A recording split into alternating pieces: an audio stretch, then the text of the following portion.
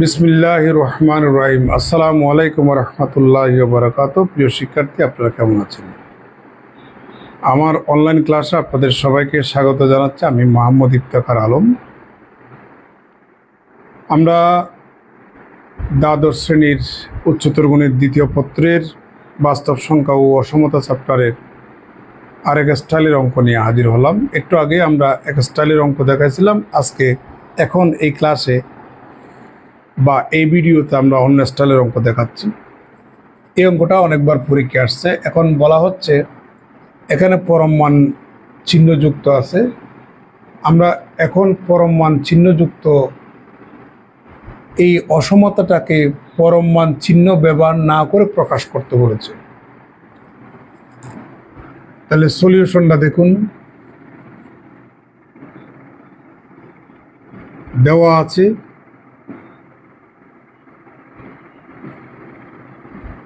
absolute value of 2x plus 3 is less than 7। প্রিয় শিক্ষার্থী, আপনাদেরকে আমি বলছিলাম absolute value of x is less than a, এটার অর্থ হচ্ছে minus a is less than x is less than a। আপনি মনে মনে absolute value এর ভিতরে এটাকে যদি x ধরেন, তাহলে -7 is less than 2x plus 3 is less than 7। প্রিয় শিক্ষার্থী, এখন আমরা তিন পক্ষেই থেকে 3 বিয়োগ করব।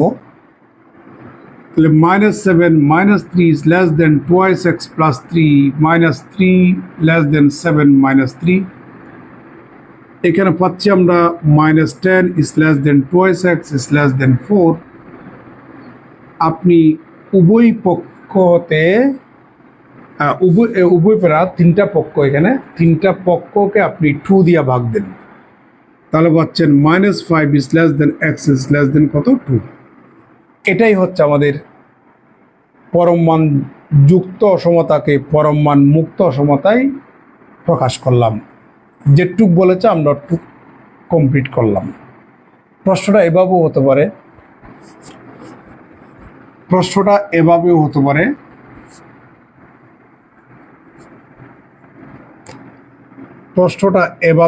পারে,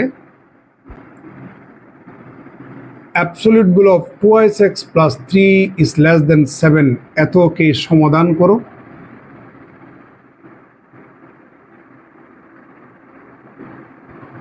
এবং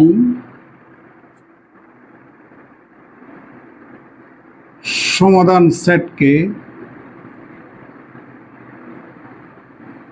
সংখ্যা রেখায় দেখাও।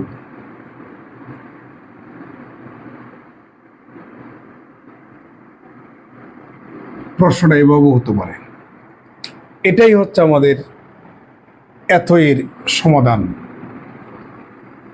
তাহলে তার সমাধান সেটের নাম যদি আমরা এস ধরি, এস হচ্ছে এক্স এর সেই সকল বাস্তব মানকে নিয়ে গঠিত একটা সেট, সাজ দ্যাট যে মানগুলি -5 এবং 2 এর ভিতরে অবস্থান করে। -5 is less than x is less than কত বলেন 2।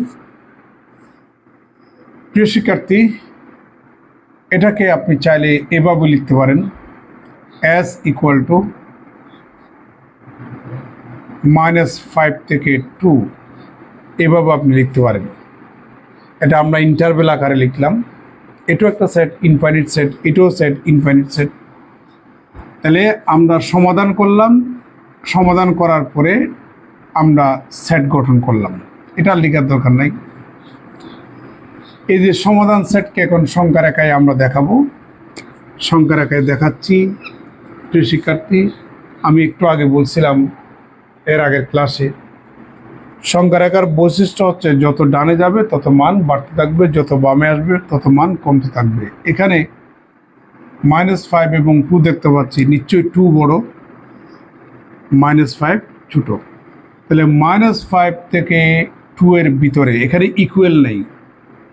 যদি ইকুয়াল থাকতো এখানে -5 সহ 2 সহ হইতো। যেহেতু ইকুয়াল নাই, -5 বাদ, তারপর থেকে 2 এর সাথে যেহেতু ইকুয়াল নাই, 2 বাদ তার আগ থেকে, তাহলে আমাদের এই উপাদানগুলাকে বোঝাচ্ছে। কেমন? আপনি চাইলে এখানে এইভাবে আপনি দিতে পারেন, এভাবে দিতে পারেন। যদি ইকুয়াল থাকতো বৃত্তগুলো আমরা ভরাট করে দিতাম, যেহেতু ইকুয়াল নাই তাহলে বৃত্তগুলো এখানে খালি রাখতে হবে। এই হচ্ছে আমাদের সমাধান সেট। ঠিক আছে।